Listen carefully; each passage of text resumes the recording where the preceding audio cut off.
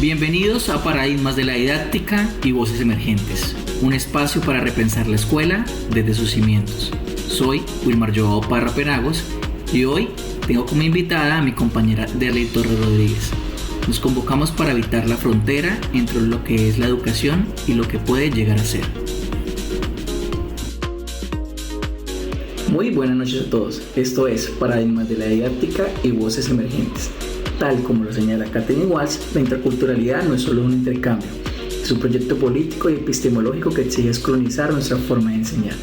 En este siglo XXI, la didáctica emergente surge como una respuesta necesaria, una pregunta con los modelos rígidos para dar paso a un aprendizaje que reconoce la diversidad, la tecnología y la vida misma como textos de estudio. A ustedes, colegas, docentes y directivos que lideran la gestión del territorio, este episodio busca rescatar la esencia de Paulo Freire, recordando que enseñar no es transmitir conocimiento, sino crear posibilidades para su propia producción. Vamos a conversar sobre cómo transitar en una planificación estática hacia una didáctica de la pregunta y el asombro. Exploremos el rol del educador como mediador cultural, la integración de metodologías como el ABP, STEAM, aula invertida desde una mirada crítica, y cómo el modelo TIPAD se pone al servicio de una pedagogía que no solo informa, sino que transforma realidades. ¿Cómo liderar esa transición desde la gestión curricular contemporánea?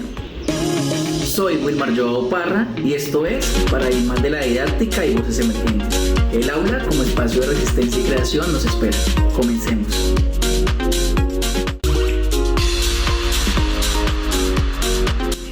En el podcast del día de hoy, tengo como invitada a mi compañera Derly Torres, quien va a compartir con nosotros algunas reflexiones sobre los desafíos de la didáctica en el siglo XXI.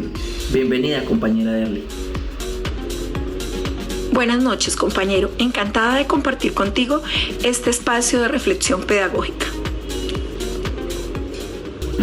Para entrar en materia, compañera, nos acostumbramos a ver la didáctica como el arte de enseñar, pero en la actualidad ese concepto parece quedarse corto. ¿Qué ha cambiado realmente en el paradigma de la didáctica tradicional frente a las demandas del siglo XXI? El cambio es inmenso. Pasamos de una didáctica normativa que decía exactamente qué enseñar y cómo hacer los procesos de aprendizaje a una didáctica post-método. Ya no buscamos una receta única. Hoy entendemos que el aprendizaje es situado. Como diría Katherine Walsh, se trata de romper con la idea de que hay un solo centro de conocimiento. El paradigma actual es la complejidad y la incertidumbre. En este sentido, muchos directivos docentes se preguntan cómo gestionar este cambio. ¿Significa esto que el docente pierde su autoridad en el aula?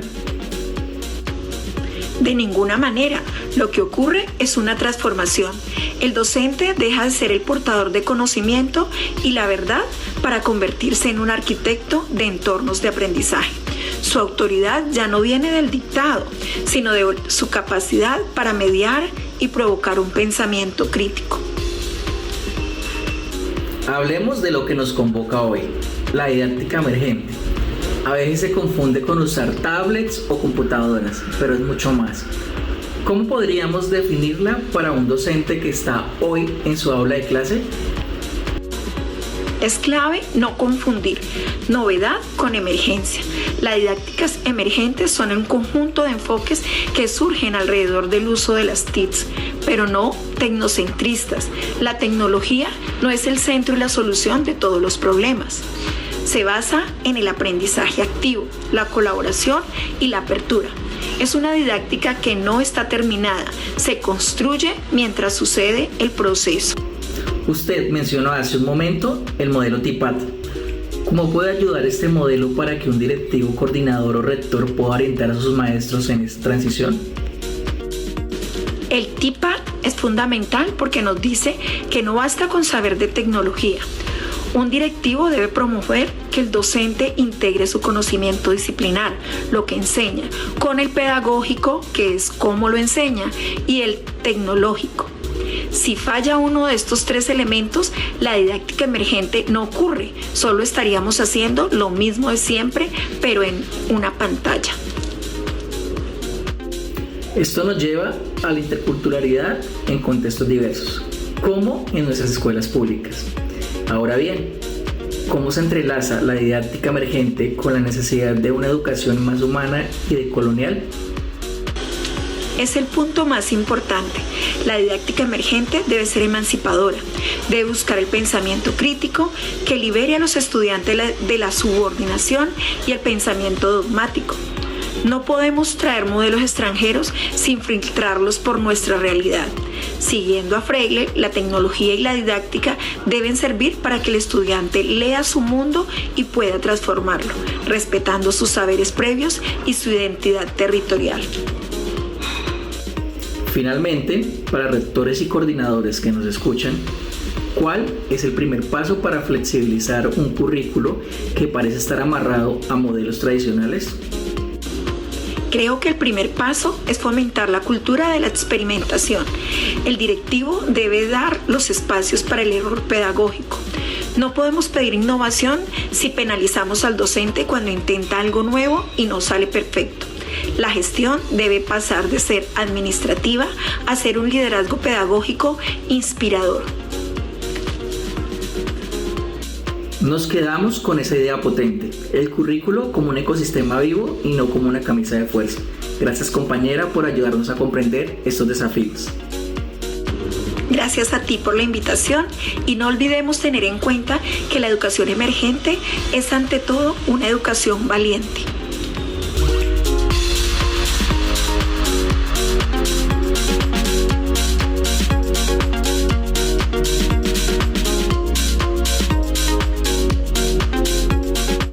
Continuamos con nuestro podcast del día de hoy tras entender qué son las didácticas emergentes. Es necesario poner los pies sobre la tierra. Para muchos directivos, hablar de flexibilidad suena a caos administrativo. Compañera Derly, ¿es posible innovar didácticamente cuando estamos sujetos a decretos rígidos y cargas laborales extenuantes? Esa es la gran tensión. La postura crítica aquí es que no podemos pedirle al docente una didáctica del asombro si la estructura directiva sigue anclada en una pedagogía del control. El reto no es solo del maestro, es del sistema.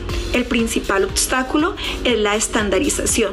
Si el currículo es una camisa de fuerza, la didáctica emergente muere antes de nacer. Supongamos por el momento que no es así. Un directivo podría argumentar que sin estándares no hay calidad.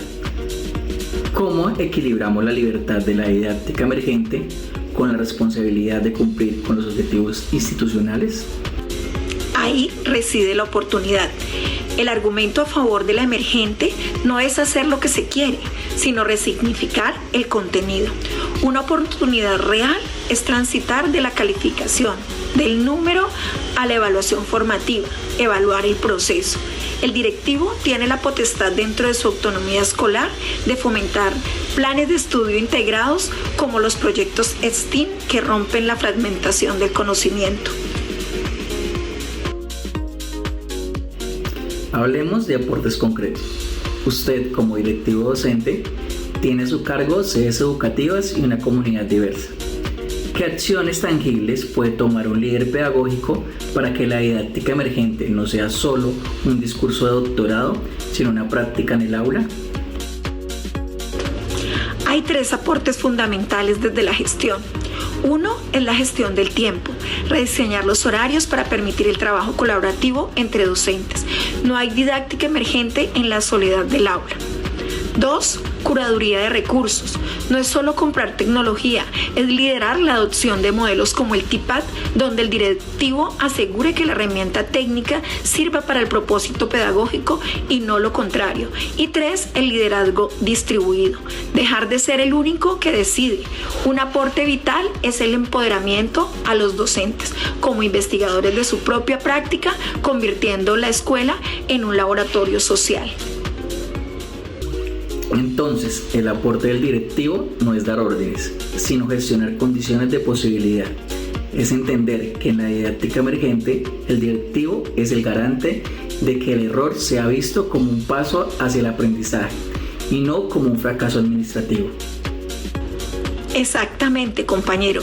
Es pasar de una gestión de resultados a una gestión de procesos decoloniales y humanos, donde lo que importa es cómo la escuela ayuda al estudiante a entender y a transformar su contexto.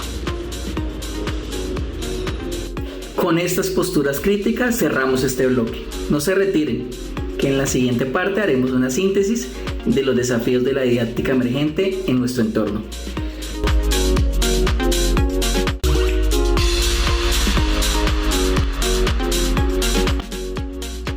Llegamos al final de este recorrido. Si tuviéramos que recoger los hilos de nuestra conversación, compañera, ¿cuál es la gran síntesis de este tránsito hacia las didácticas emergentes? La síntesis es que estamos ante un cambio de soberanía pedagógica.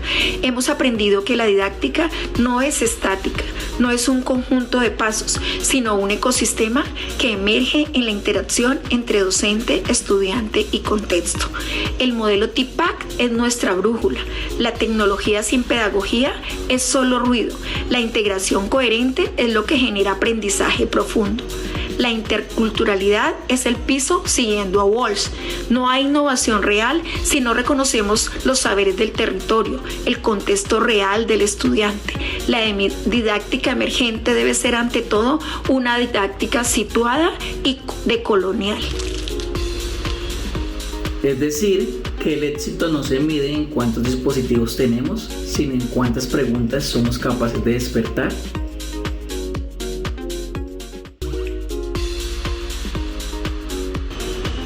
Exactamente. Se trata de pasar de una escuela que califica la memoria a una escuela que valora la capacidad de acción y de transformación del estudiante ante los retos del siglo XXI. Para terminar, quisiera dejarles una reflexión a mis colegas. En la gestión directiva a menudo nos consume la norma y el formato, pero como nos recordaba Paulo Freire, la educación es un acto de amor y por tanto un acto de valor. Así es, compañero. Mi mensaje final para los directivos y docentes es este. No espere a que el sistema cambie para cambiar su aula. Las didácticas emergentes nacen en la grieta de lo cotidiano. Ser directivo líder hoy significa proteger esa grieta, permitir que la innovación respire y entender que nuestro mayor legado no son las actas firmadas, sino los procesos de pensamiento que logramos liberar. La didáctica emergente no es el futuro, es el presente que nos demanda. Gracias por acompañarnos en esta travesía. Nos vamos con más preguntas que respuestas. Y ese es precisamente el mejor lugar para empezar a enseñar. Hasta pronto, compañeros y seguidores. Y no olviden que la curiosidad sea siempre su mejor estrategia didáctica.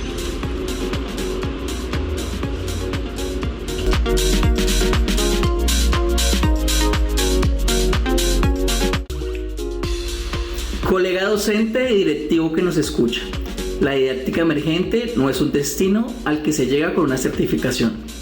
Es un camino que se construye cada vez que decidimos abrir la puerta del aula a la incertidumbre y al contexto de nuestros estudiantes. Hoy el llamado no es a llenar formatos, sino a hacer los prejuicios que nos impiden ver el potencial transformador en nuestras escuelas públicas.